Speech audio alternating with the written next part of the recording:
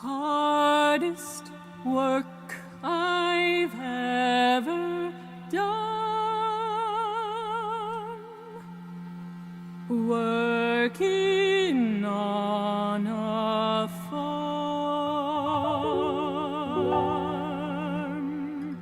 All right. Hi, everybody. David Fogel back with you, CEO of the Symphonina Foundation, back with another Symphonina Foundation podcast. I'm joined today by mezzo-soprano Devony Smith, Grammy nominated, along with Danny Zellabor and Michael Nicholas for In This Short Life. And they're nominated in the Best Classical Solo Performance category. Devony, congratulations. Thank you so much. Well, it's I was listening to your album this morning. It's great. I encourage everybody to go listen to it. Before we get to the end of the story, which might be that, I do want to ask you, how did you get started in classical vocals? We've had a few other vocalists on, Diana Tash, Alison Charney, a couple other, Will Liverman we had on. And everybody has their own story. As I was saying with you before, I started playing piano when I was 5. It's a pretty similar story to a lot of other piano players. But vocalists always have their own story. So let's hear your story. Well, I did not start in classical vocals. I grew up, my mom is a pianist and my uncle, her brother, is a pianist. And my mom did a lot of church music growing up. So I was like her assistant as a child. So I would play percussion and piano for her choir, and I would sing. So I grew up just singing and playing gospel music in church. And when it came to going to college, I'm not sure that I knew of anything else I wanted to pursue but music, because that's what I had been doing up to that point. So I had auditioned both as a pianist and a vocalist at several universities out in California where I grew up. And I auditioned at that point as a classical vocalist, which when you're 18, it's you are singing classical music, but maybe don't have the training or background at that point, because we develop a little bit later as classical singers. And I got accepted at Pepperdine University, which sort of started my training in classical singing. Did you grow up in Southern California? Pepperdine's in Southern California, for those who don't know. Yeah, I grew up in Santa Cruz, California, so a little farther north. And I'm biased and much prefer Northern California. I do love parts of Southern California. San Diego's very beautiful, but I grew up in the Santa Cruz area. Well, so is Pepperdine, for that matter. All around Santa Barbara, that whole area is very, very nice. And I'm sure it was inspirational too for anybody pursuing musical arts at Pepperdine. We don't hear too much about what the program's like at Pepperdine, though. Why don't you tell us a little bit about what your experience was there before you went off to grad school? So the opera program there is strictly an undergraduate division. They have no grad program. So I think we got a lot of, the plus to that is we got a lot of attention as undergraduate vocal students at that school. Uh-huh. And it's another Flora Thornton school, and they just focus a lot on their singers, which is great. And Dr. Henry Price was the head of the program at the time, and he was an operatic tenor that sang with Beverly Sills at New York City Opera and had a lot of passion for operatic repertoire. Mm-hmm. So he was the enthusiastic opera person that sort of pulled me into the world of opera. Yeah, I had a wonderful team and wonderful teachers at that school. I'm very grateful that that's where I went. I got a lot of attention and lots of opportunities and inspiration. And also, it didn't change your mind. That's also yes, true. You got through all that. You said, I want to do more of this. So you went off to Bard College, if I remember correctly. Yes. I got my master's at Bard. Yeah. What was the experience like there, and how did it differ from the experience at Pepperdine? Or was it just undergraduate differences? Actually, Bard was a really different program. Donna Upshaw was the head of that program at the time. She started the Bard Vocal Arts program.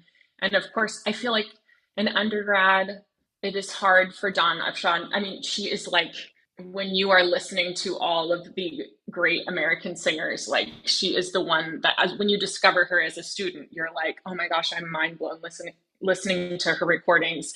So I felt that way as an undergraduate student, and then applied to her school, and then got in and got to work with her for 2 years at Bard. And it was a rather small program that focused on concert work and contemporary music as well as opera. So we sort of had a more well-rounded classical vocal training there. Not to say that opera's not well-rounded, but Dawn is such a multifaceted artist, and she really infused that into the program at Bard.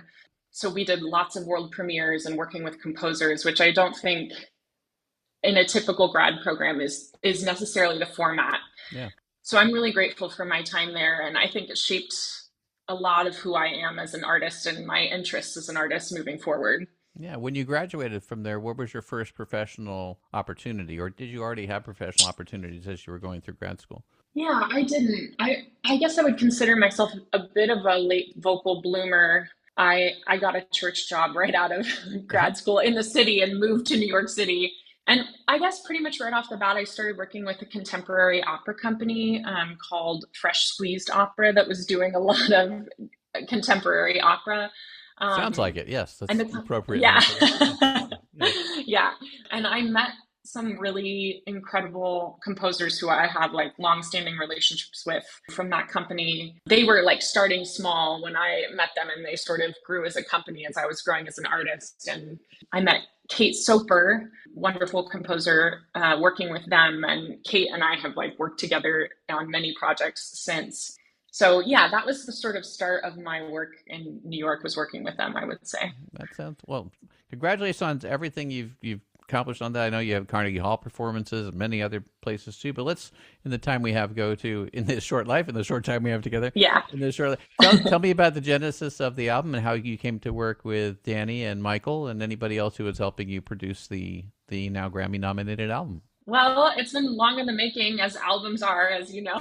Yeah.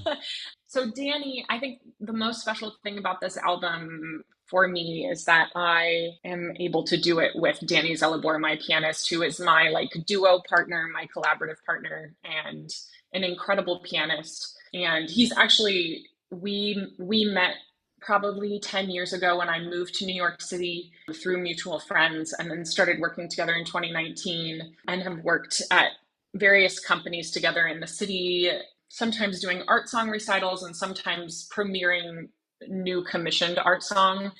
And so we sort of had this like breadth of work at a certain point. And towards the end of lockdown in 21, 22, yeah. At the final days of the pandemic, Danny and I were like, we should start putting we had so much music that we had premiered. We thought, let's put this on a record.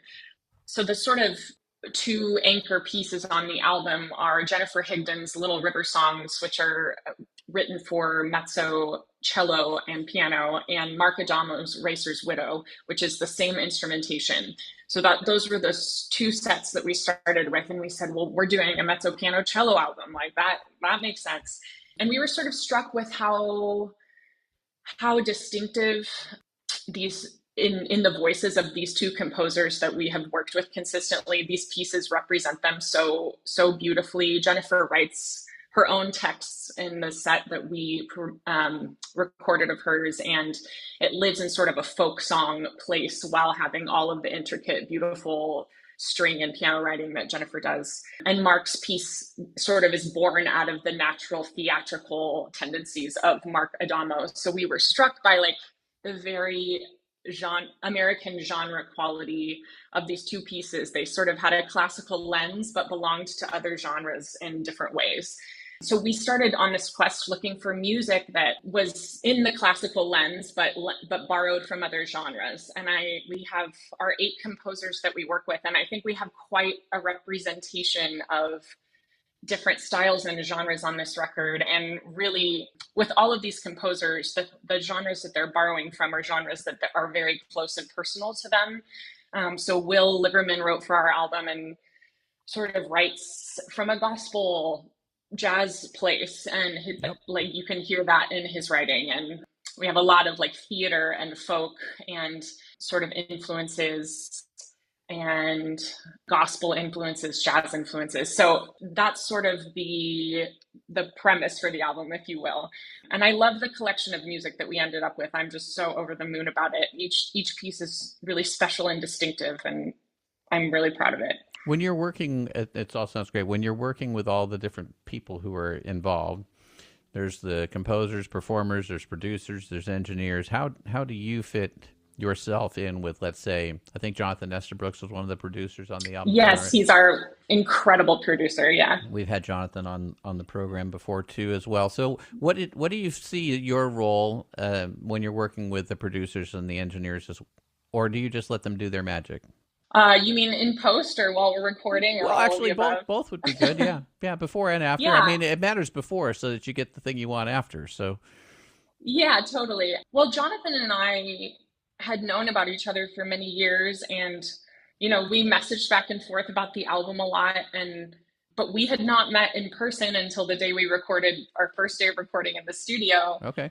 Which was kind of this, beautiful experience because we had communicated at length about our vision for it, and Jonathan also heard one song and knew exactly the direction we needed to go, and I think is one of the most incredible vocal producers I have worked with. He knows exactly how to vocally produce. Once we were in the session, it was very easy. I pretty much handed my ears over to Jonathan because I trusted the direction he was taking it and just was in the booth singing. And I would say I had a lot of opinions in post. I think because we were dealing with this multi-genre aspect in a classical framework, I think certain songs on the album needed a different mix than other songs on the album, depending on where they lived on this sort of like more or less classical sounding scale. So Jonathan and I went back and forth a lot, and I had a lot of opinions and say in that, and I think we landed in a really beautiful spot. But yeah, I think that it's been a collaborative process like that from beginning to end, and we had a little bit more, I would say, liberty with the sound in some of the pieces than I think others, just depending on if we were living more in a pop place or a classical place. It all sounds classical at the end of the day, but some songs just lean a little farther towards one side or the other. Yeah, it all sounds great. Have you had the opportunity to take the album on tour, let's say? Yes, well, we haven't had a proper tour, but we did perform it this summer on a few different concert series, which was amazing. For our live premiere of the album, we worked with a concert series in New York called Amanda Plus James, and had a night at the Blue Building that we performed the album. And then later in the summer took the album to Bay Chamber Music Festival in Camden, Maine.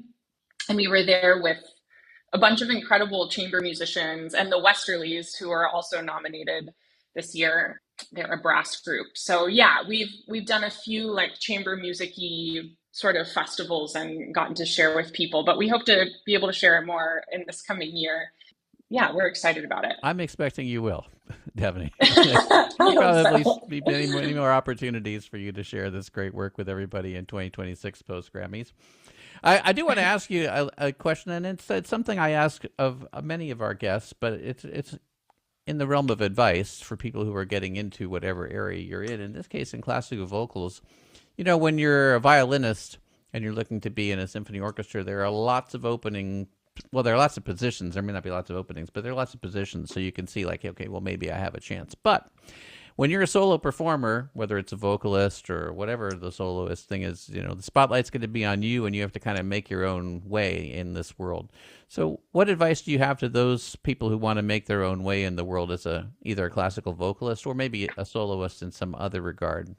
Yeah, I think everyone has a different journey down that path. But I think my piece of advice would be to stay balanced and take care of yourself.